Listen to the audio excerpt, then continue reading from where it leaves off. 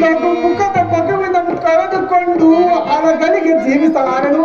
ಅದರ ಅರ್ಥವೇ ಭೂಭಾಗಕ್ಕೋಸ್ಕರ ಕೌರವರನ್ನು ಕಾದಾಡಿ ಈ ಜಗವನ್ನು ಹಾಳಾಗಲು ಪುತ್ರಶೋಕವಂತನಾಗಿ ಸಾರ್ಥಕವಿಲ್ಲದೆ ಈ ಪುಟ್ಟಿಯ ಮೇಲೆ ಹೇ ಕೃಷ್ಣ, ಸಕಲವನ್ನು ನೀನರಿತು ಕೌರವನ ಬಲದಿ ಕರೆದು ಸುಕುಮಾರನಿಸುವ ಯುದ್ಧದ ಸಂಘಟನೆ ನನ್ನ ಮುಂದೆ ಮಾತ್ರ ಸಿಗ್ತದೆ.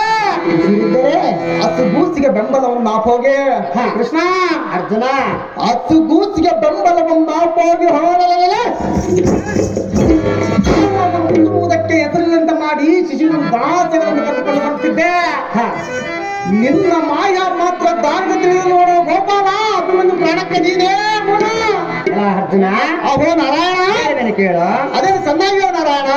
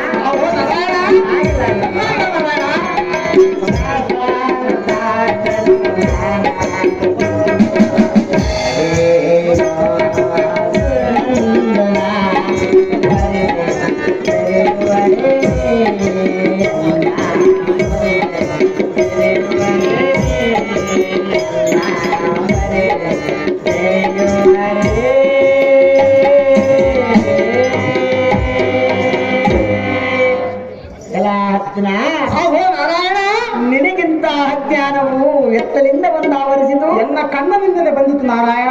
ಪ್ರಾಜ್ಞೆ ನಡೆಸಿದ ನಿನ್ನ ಸುಜ್ಞಾನವೆಲ್ಲ ಈಗ ಎತ್ತ ಹೋಯಿತು. ಎನ್ನ ಕಣ್ಣನಿಂದ ಹೋಯಿತು ನಾರಾಯಣ.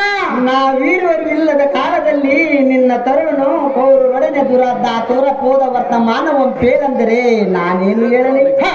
ಎಲ್ಲ ಅರ್ಜುನ, ಅಹೋ ನಾರಾಯಣ, ಅವರವರ ಅರಿಯದವನ ಮೇಲೆ ಅಪನಂದೆಗಳನ್ನು ಓರಿಸುವುದು ಸರಳ.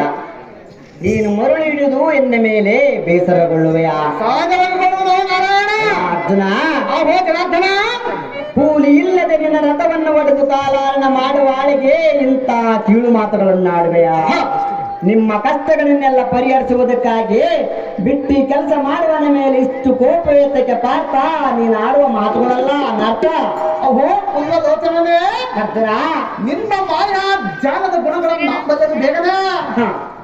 ಬಾಲಕನಾಗಿರುವಾಗಲೇ ತಂದೆ ತಾಯಿಗಳನ್ನು ಸೆರೆಮನೆ ವಾಸ ಮಾಡಿಸಿದೆ. ನಿನ್ನ ಸೋದರ ಮಾವನಾದ ಕಂಸಾಸುರನ ಪ್ರಾಣವನ್ನು ಕಳೆದೆ. ನಿನ್ನ ಭಾವ ಮೈದುನನಾದ ಮಾಂಡವನ ಪ್ರಾಣವನ್ನು ನಿನ್ನ ಅಣ್ಣನಾದ ಬಲರಾಮ ಕೈಯಿಂದ ಸಿಕ್ಕಿದೆ. ಹಠದ ತಾಯಿಯಾದ ರೇಣಿಕೆ ತಲೆಯನ್ನು ಕೊಡಲಿಯಿಂದ ಈ ಪಡವೆಗಿಳಿಸಿದೆ. ಕೃಷ್ಣ, ಫಲ್ಗುಣ, ಕೇವಲ ಬಂಧುಗಳಿಗೆ ಮೋಸಗಾರಿಕೆಯನ್ನು ಮಾಡಿದ ಮಹಾಮಹಿಮನು ನೀನು. ಯಥೋಚಿತ ನಿನ್ನ ಸೋದರ ಅಳಿಯನಾದ ಅಭಿಮನ್ಯನ್ನು ಉಳಿಸದೆ ಬಿಟ್ಟಿರುವೆಯೋ ಕೃಷ್ಣರಾಯ. ಎಲ್ಲ ಮಗನನ್ನು ಮಾಡಿದೆಯೋ ಅನ್ಯಾಯ. ಹೇಳಿ ಕೇಳು. ಅದೇನು ಚೆನ್ನಾಗಿ ಹೇಳು ನಾರಾಯಣ.